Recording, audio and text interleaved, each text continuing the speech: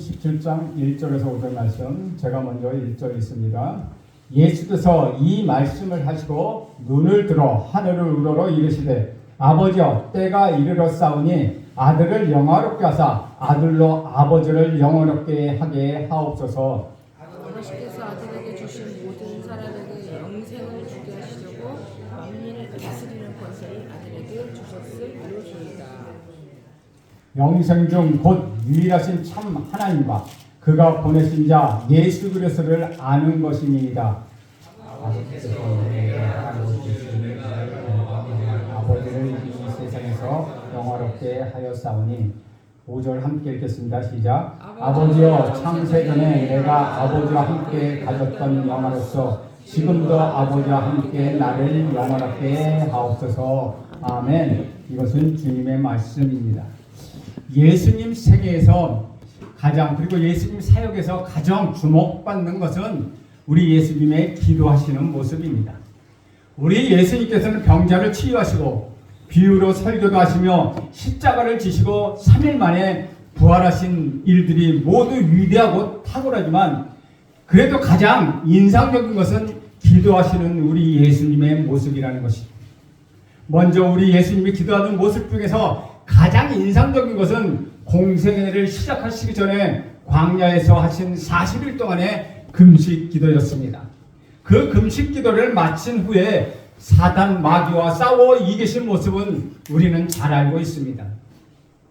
새벽녘에 한적한 곳을 찾아 기도하시는 예수님이 밤새도록 기도하시는 그런 예수님이 3시까지 산중턱에서 기도하시다가 광풍을 만난 제자들을 바라보시고 계셨던 그 예수님, 우리는 그 예수님을 기억하고 있습니다.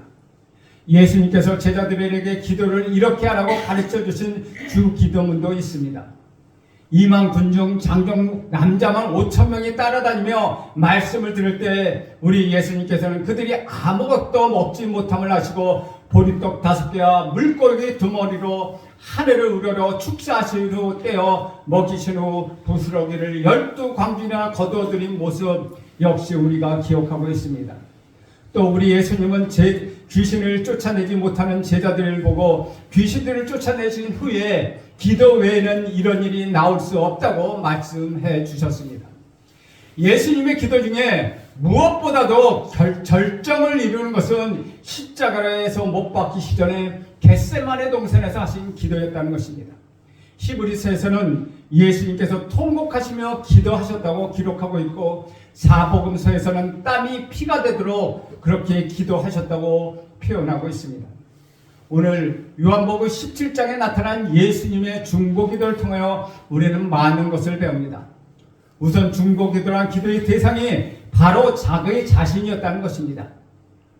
요한복음 17장 1절에서 5절까지의 말씀은 예수님께서 자신을 위하여 중보기도하시는 내용입니다. 6절부터 19절까지의 말씀은 사랑하는 제자를 위하여 집중적으로 기도하시는 내용입니다. 그리고 20절부터 26절까지의 말씀은 앞으로 제자들이 전도하며 하나님을 믿게 된 많은 사람들, 곧 믿는 자들을 위한 기도의 내용을 담고 있습니다. 17장에서 예수님께서는 3가지 영역을 기도하셨죠. 하나는 자신을 위하여, 다른 하나는 제자를 위하여, 나머지 하나는 하나님을 믿는 사람들을 위하여 기도하십니다. 우리는 놀랍게도 예수님께서 다른 사람을 위하여 기도하시기 전에 먼저 자기 자신을 위하여 기도하셨다는 것을 알 수 있다는 것이죠. 우리 1절 말씀 함께 읽겠습니다. 시작. 예수께서 이 말씀을 하시고 눈을 들어 하늘을 우러러 이르시되 아버지여 때가 이르렀사오니 아들을 영화롭게 하사 아들로 아버지를 영화롭게 하게 하옵소서. 저는 우리 제성교회의 중보기도의 바람이 불길 간절히 원합니다. 이 제성교회 새벽기도 찬양기도의 바람이 불기를 간절히 원합니다. 그런데 우리는 중보기도에 대해 오해를 하고 있습니다. 흔히 중보기도라고 하면 남을 위해서 기도하는 것으로 생각합니다. 다시 말하면 그리스도인들이 갖는 오해 중에 하나가 바로 나 자신을 위해 기도하는 것을 겸연쩍게 생각한다는 것이죠. 일종의 금기로 간주하기도 합니다. 보편적으로 자기를 위해 하는 기도는 미성숙한 사람이나 하는 것으로 생각하기도 합니다.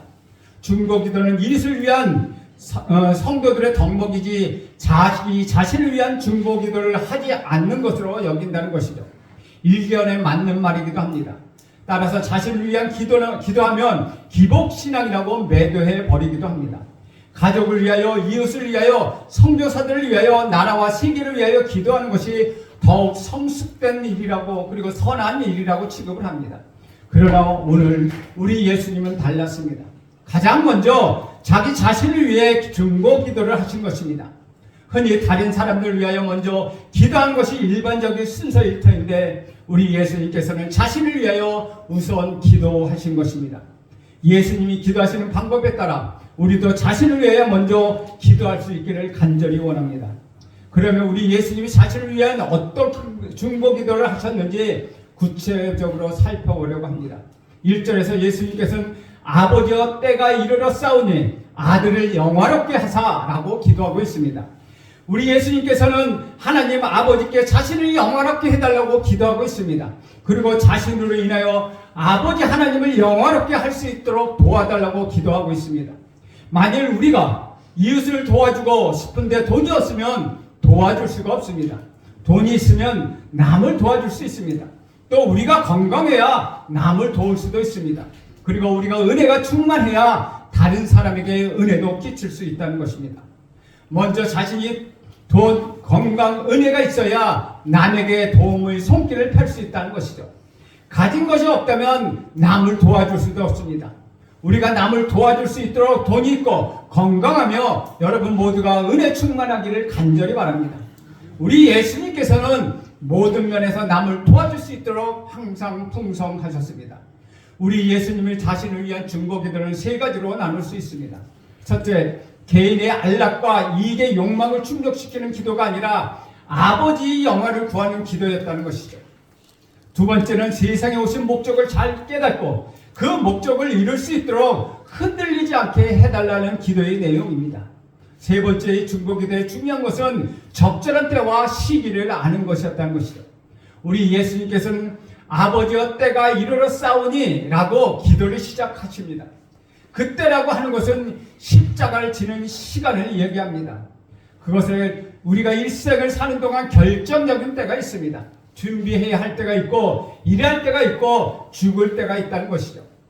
그때를 잘 아는 것이 매우 중요합니다. 예수님께서는 기적도 행하시고 제자들도 훈련시켰으며 이제 마지막가 되었다고 기도하십니다. 십자가에 못 박혀 죽을 때가 되었는데 그 십자가를 피하지 않게 해달라고 기도하고 계시다는 것이죠. 우리는 항상 적절한 그때를 잘 알지 못하지만 우리 예수님께서는 그때를 완전하게 파악하고 계시다는 것입니다. 아버지여 십자가를 져야 할 때가 점점 가까워 오고 있는데 아들을 영화롭게 하셔서 아들로 아버지를 영화롭게 하옵소서라고 하며 적절한 때에 중보 기도를 하신 것입니다. 예수님에게 있어서 아들을 영화롭게 하는 일은 십자가를 지게 해달라는 것입니다. 우리 예수님께서 십자가를 지심으로 인하여 아버지 하나님을 영화롭게 하는 것이 된다는 것이죠. 아버지와 아버지는 아들이 가던 길을 계속 가게 해달라고 힘들고 고달프더라도 가는 길을 포기하게 않게 해달라고 상처받고 모함을 당해도 십자가의 도를 완성하게 해달라고 그렇게 아버지에게 기도합니다. 어떤 유혹이 와도 물리치고 어떤 시험이 닥쳐와도 이기게 해 주십시오라고 기도하고 계신 것입니다. 저는 몇 년 전에 유튜브를 통해요 미국 시카고에 있는 윌러 크라우트 교회의 설교를 들은 적이 있습니다. 설교의 제목은 Keep Going, 다시 말하면 우리말로 하면 계속 그 길을 가라 라는 뜻입니다. 우리가 하나님을 일을 하다가 주일학교 교사 일을 그만둬야지, 찬양대회 나가다가 그만둬야지, 혹시 헌금위원회를 하다가 그만둬야지 할 때가 있습니다. 그때가 바로 포기하지 말고 계속 하라고 하나님이 말씀하시는 것이라는 설교였습니다.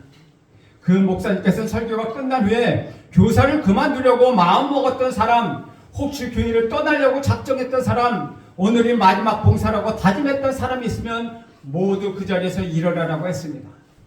그러면서 얼마나 힘이 들면 하던 일을 그만두려고 생각했느냐며 위로해 주시고, 바로 이때가 하나님께서 하던 일을 계속 하기를 말씀하시는 때라고 권면합니다.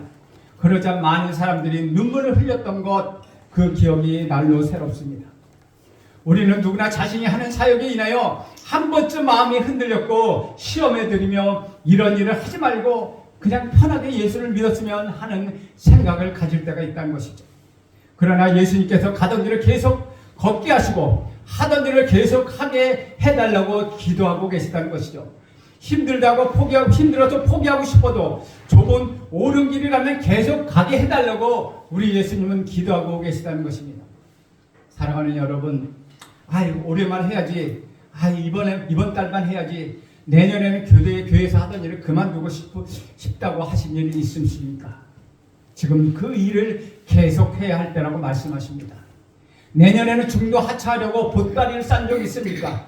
그것을 다시 풀어놓고 가신 길을 계속 가십시오. 5절 말씀으로 넘어가면 예수님께서는 아버지와 창세전에 내가 아버지와 함께 가졌던 영화로서 지금도 아버지와 함께 나를 영화롭게 하옵소서라고 기도하고 있습니다. 이 중보 기도는 잘못하면 이기적인 기도로 들릴 수도 있습니다. 하지만 이것은 예수님의 사명을 확신하시는 기도였다는 것이죠. 창세전에 아버지와 함께 가졌던 그 영화를 잊지 않게 해달라는 것입니다. 깨우쳐서 아버지를 영화롭게 해달라는 것입니다. 창세전에 아버지와 함께 가졌던 영화란 곧 하늘의 권세를 가리키는 것입니다. 그 권세를 다시 갖게 해달라고 말씀하시는 것입니다. 이에 관해 내용은 2절에 나와 있습니다. 2절 말씀 함께 읽겠습니다. 시작. 아버지께서 아들에게 주신 모든 사람에게 영생을 주게 하시려고 만민을 다스리는 권세를 아들에게 주셨음이로소이다. 창세전에 아버지와 함께 가졌던 영화의 핵심은 만민을 다스리는 권세였다는 것이죠. 하나님께서 하늘의 권세를 우리 예수님께 주신 목적은 많은 사람들에게 생명을 주시기 위함이었다는 것입니다. 2절 말씀을 두 단어로 요약하면 바로 구원과 권세입니다. 하나님께서 온 인류를 구원하시기 위하여 하늘의 권세를 우리 예수님께 주셨는데 그 권세로 죽어가는 수많은 영혼들을 구원하는 것이었습니다. 하늘과 땅의 권세는 음부의 권세를 이기지 못하는 천지 만물을 다스리는 영적 권세를 말하고 있는 것입니다. 하나님께서 우리에게도 그런 권세를 주셨습니다.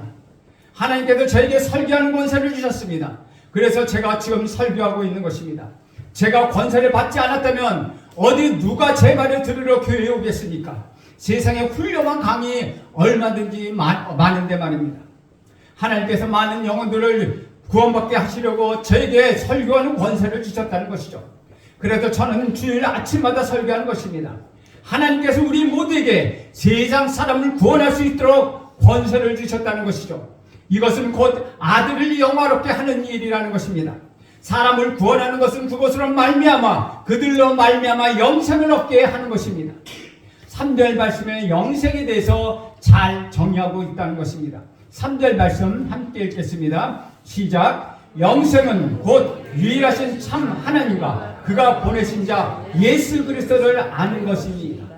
영생이란 오래 사는 것입니다. 그런데 영생은 단순히 오래 사는 것이 아니라 멸망하지 않고 영원한 것이 아니라 유일하신 참 하나님과 그분께 보내심을 받은 우리 구주 예수 그리스도를 아는 것이라고 말씀하고 있다는 것이죠. 보내심을 받은 예수 그리스도를 아는 것이 영생이지 오래 사는 것이 영생이 아니라고 말씀하십니다. 오래 살려고 하고 죽지 않고 영원히 살고 싶은 것이 그 이기적인 요소가 포함되어 있다는 것이죠. 그러나 예수님께서 죽지 않고 영원히 사는 것이 영생이 아니라 하나님을 알고 우리 구주 예수 그리스도를 아는 것이 영생이라고 말씀하고 있다는 것입니다. 4절과 5절 말씀 함께 읽겠습니다. 시작. 아버지께서 내게 하라고 주신 일을 내가 이루어 이 세상에서 영원하게 하였사오니 아버지여 창세전에 내가 아버지와 함께 가졌던 영화로서 지금도 아버지와 함께 나를 영원하게 하옵소서. 올해 시작하는 이때 올해 시작했을 때부터 다짐했던 것 있습니까? 그 다짐했던 것이 흐트러지면 다시 예수님께서 증거하신 것 우리에게 이루게 해달라고 그렇게 기도하십시오. 그 시작했던 일이 예수님께서 증거하신 것처럼 우리에게 이루어지기를 간절히 저는 축원드립니다. 아버지여 하늘의 권세가 나를 영원롭게 하시고 가던 길을 계속 가게 해주시며 어떤 유혹이 찾아와도 이겨내게 하시고 어떤 시험이 닥쳐와도 이겨내게 하옵소서. 가는 길이 좁고 힘들며 고독하더라도 계속 가게 하옵소서. 아버지를 영화롭게 하옵소서. 이것이 예수님께서 십자가를 지시는 일을 앞두고 하신 중보 기도였다는 것이죠. 예수님의 중보 기도를 보면 에베소서 6장 19절 20절에 기록된 사도 바울의 기도가 생각납니다. PPT 넘겨주세요. 네, 함께 읽겠습니다. 시작. 또 나를 위하여 구할 것은 내게 말씀을 주사 나로 입을 열어 복음의 비밀을 담대히 알게 하옵소서 할 것이니 이 일을 위하여 내가 쇠사슬에 매인 사신이 된 것은 나도 이 일에 당연히 할 말을 담대히 하게 하려 하십니다. 나라를 위하여 민주화 운동을 했던 사람들이 기득권 층에게 하는 말이 있습니다. 우리가 감옥에 갇혀 있는 동안 너희는 무엇 했느냐? 우리가 민주화 운동할 동안 너희는 무엇 했느냐? 우리가 고생을 하고 있는데 너희는 무엇 했느냐라는 것입니다. 그런데 예전에 남서울교회 담임 목사를 하셨던 홍정길 목사님이 이렇게 말씀하셨습니다. 그때 너희들은 감옥에서 투쟁했지만 나는 생명을 내고 복음을 전하며 투쟁했다고 말씀하셨다는 것이죠. 그러면서 천국에 가면 하나님 앞에서 나는 생명을 걸고 복음을 전했을 때 너희는 뭘 했냐고 질문할 것이라고 말씀하셨습니다. 바울은 자신의 육체의 가시와 질병을 지며 감옥에 있어도 결혼하지 않았습니다. 그가 모든 학문을 포기하고 인생의 전체를 투자했던 대상은 민족도 아니요 조국도 아닌 하나님 나라였다는 것이죠. 바울이 자기 자신을 위하여 기도해달라고 한 것은 자녀를 위한 것도 감옥에서 나가게 해달라는 것도 아니었다는 것입니다. 바울이 기도를 부탁했다는 것은 하나님께서 자신에게 말씀을 주시고 그 입을 벌려 복음의 비밀을 담대히 전하게 해달라고 담대히 말하게 해달라고 하는 것이었습니다. 로마의 무서운 세력들 앞에서 목숨을 걸고 우리 구주 예수 그리스도의 복음을 전할 수 있게 해달라고 바울은 그렇게 기도해달라고 말하고 있다는 것이죠. 바울이 원하는 것은 돌에 맞고 성 밖으로 내치는 일이 있더라도 복음을 전할 수 있는 용기였다는 것입니다. 바울은 예수님과 비슷한 기도를 했습니다. 그런 어떤 상황에도 복음을 부인하지 않고 우리 예수님을 똑바로 전할 수 있도록 해달라고 기도했습니다.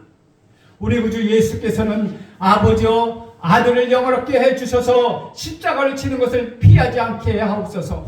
이 땅의 온 목적과 사명을 완수하게 해 주옵소서 라고 기도하고 있다는 것입니다. 여러분은 하나님의 영광을 보셨습니까? 여러분은 소중한 것을 잃으면 고통스럽지 않습니까? 돈이나 명예나 자녀나 가족이나 건강이나 이런 것을 잃을 때 얼마나 고통스럽습니까? 여러분 다 경험이 있지 않습니까?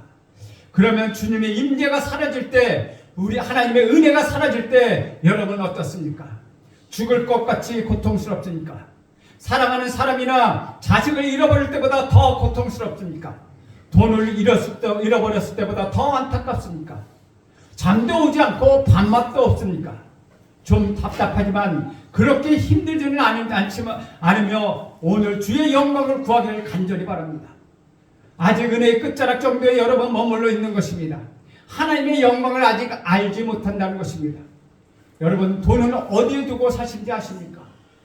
패불이나 집문서, 땅문서, 통장은 어디에 있는지 잘 아실 것입니다. 우리는 소중한 것이 어디에 두고 있는지 잘 알고 있다는 것입니다. 그렇다면 주님은 어디 계십니까? 그런데 우리는 잘 모른다는 것입니다. 그렇다면 여러분은 예수님을 이스라엘하지 않은 존재로 여기고 있다는 것입니다. 예수님은 아직 여러분에게 소중한 분이 아니십니다. 아직 은혜의 맛을 보지 못하고 예수님을 제대로 믿지 못하고 있다는 것입니다. 사랑하는 여러분, 하나님의 영광은 죽고 하나님 앞에 볼 수 있는 것은 아니라는 것이죠. 우리 안에 그 하나님의 영광이 임하면 우리 안에 예수님이 계시다는 것입니다. 우리가 살고 있는 이 세상에 하나님의 영광이 있습니다. 그것은 이 세상에 하나님이 지으신 피조물이기 때문이라는 것이죠. 그래서 자연에 나가면 감동이 오는 것입니다. 아름다운 자연을 보면 내 안에 기쁨이 넘치는 것입니다. 아름다운 자연을 보면 내 안에서 저절로 찬양하고 싶은 생각이 든다는 것이죠. 그런데 피조물 중에 하나님의 영광을 가장 잘 드러내는 존재, 그것은 사람입니다. 사람은 하나님의 형상대로 만들어진 유일한 존재이기 때문입니다. 사람 속에 나타나는 영광은 나야가라 폭포나 설악산의 단풍과는 비교할 수 없는 놀랍고 아름다운 영광이라는 것입니다. 그러나 사람들을 보면서 하나님의 영광을 보지 못하는 것 너무나도 안타깝습니다. 오히려 사람이 무섭고 겁이 날 때도 있다는 것이죠. 그 이유는 아담과 하와가 죄를 지은 후에 죄가 하나님의 영광을 가리웠기 때문이라는 것입니다. 우리 구주 예수 그리스도 안에서 하나님의 영광이 회복되어 있습니다. 그것은 십자가의 능력입니다. 죄는 사해졌고 옛사람은 십자가에 죽었습니다. 그러므로 누구든지 십자가를 통과하는 자는 하나님의 영광을 드러나게 되어 있다는 것이죠. 부흥회 때 많은 목사님들이, 교인들이 눈물 콧물 범벅이 되어 회개하는 것을 보면 참으로 기뻐합니다. 사람이 우는데 왜 기뻐하게 됩니까? 회개를 통하여 죄의 권세가 벗겨지고 하나님의 창조의 원형이 드러나기 때문에 회개하는 모습을 보면 기쁨이 절로 넘친다는 것이죠. 그러므로 우리도 우리 구주 예수님처럼 나를 영원롭게 해서 하나님의 영광을 받으시길 간절히 원합니다 라고 우리는 기도해야 합니다. 우리가 참으로 회개하고 예수님의 십자가를 붙잡고 살게 될 때 우리에게 하나님께서 창조하셨던 본래의 모습, 창조의 원형이 그대로 드러나게 하십니다. 남편이 남편의 자리로 돌아가고 아내가 아내의 자리로 돌아가고 부모가 부모의 자리로 자녀들이 자녀의 자리로 돌아가게 하는 것, 그것이 하나님의 영광을 나타내는 것입니다. 대학에 합격하고 사업이 성공하고 돈을 많이 벌고 진급하는 것이 하나님께 영광을 돌리는 것이 아니라는 것이죠. 그것이 하나님의 영광의 빛 앞에 무엇이 되겠습니까? 무슨 가치가 있겠습니까? 하나님의 영광은 내가 진정으로 회개하고 십자가를 붙들고 다시 거듭난 생애를 살아나게 될 때, 그때 하나님의 영광이 나타나는 것입니다. 또 하나가 있습니다. 우리가 진짜로 십자가를 지는 것입니다. 십자가를 지라고 하실 때 하나님께로 하라고 하시는 그 십자가를 내가 끝까지 지고 가는 것입니다. 우리가 하나님께서 맡겨신 사명을 위하여 살 때 우리는 하나님을 영화롭게 하는 것입니다. 예수님께서 아버지께서 내게 하라고 주신 일을 내가 이루었습니다 라고 말씀하신 것처럼 오늘도 이 땅에서 이 사역을 마무리하고 하나님 앞에 서게 될 때, 하나님 아버지, 제게 하라고 하신 일이 있었죠. 제가 그 일을 열심히 감당하고 왔습니다 라고 보고할 수 있어야 하지 않겠습니까? 여기에 하나님의 영광이 드러나게 되는 것입니다. 하나님의 영광은 우리가 주님의 말씀에 끝까지 순종할 때, 그것이 십자가에 지는 길이라고 끝까지 순종해서 나갈 때 거기에서 계속 드러나게 된다는 것입니다. 그것이 바로 하나님을 영광을 위하여 사는 것입니다. 희생할 일, 속상한 일, 답답한 일, 싸울 일이 있을 때 미워 죽겠다고 하는 사람이 있다고 하더라도 하나님께 물으셔야 합니다. 지금 제가 져야 할 십자가가 있습니까? 하나님 그것을 깨우쳐 주셔서 우리 예수님처럼 하나님이 하라고 하시는 그 일을 다하여 하나님을 영원롭게 하기를 간절히 원합니다. 이것이 얼마나 큰 영광인지 알게 해주십시오라고 우리는 기도해야 한다는 것입니다. 주 안에서 사랑하는 여러분, 우리가 성공하고 높은 자리에 올라가 큰 영역을 행사하는 것 그리 중요하지 않습니다. 우리가 세상에 온 목적을 위하여 흔들리거나 포기하지 않고 가던 일을 계속 걷는 것, 그것이 중요하다는 것이죠. 올해도 흔들리지 않는 믿음의 길을 여러분 계속 가기를 바랍니다. 유혹받지 않기를 간절히 바랍니다. 우리 하나님이 주신 사명, 복음 전파를 위하여 부르심을 입은 그대로 전도자의 사명의 길을 계속 가기를 간절히 바랍니다. 여러분 세상 가질 때 타협하지 않기를 간절히 바랍니다. 온 힘을 다하여 그 길을 가십시오. 그 사명을 감당하십시오. 그리하면 주님의 영광을 드러내는 여러분 모두가 되기를 간절히 축원드립니다. 그리하여 가담들을 감으로 인하여 하나님 앞에서 주신 그 십자가를 온전히 감당하며 사는 저와 여러분이 되기를 간절히 축원드립니다. 기도하겠습니다. 하나님 아버지, 우리 예수님께서 아들을 영원롭게 해달라는 중보 기도를 하셨습니다. 주님, 우리도 이 세상의 온 목적을 잊지 않게 하시고 해야 할 사명을 완수하게 하옵소서. 하나님이 종이 되어 하나님을 이기게 하옵소서. 영생은 오래 사는 것이 아니라 하나님을 알고 예수 그리스도를 아는 것이 영생이라고 말씀하셨습니다. 이제 우리는 하나님을 알기를 간절히 원합니다. 예수님을 더욱 깊이 알기를 간절히 원합니다. 하나님 가르쳐 주옵소서. 예수님의 이름으로 기도합니다. 아멘.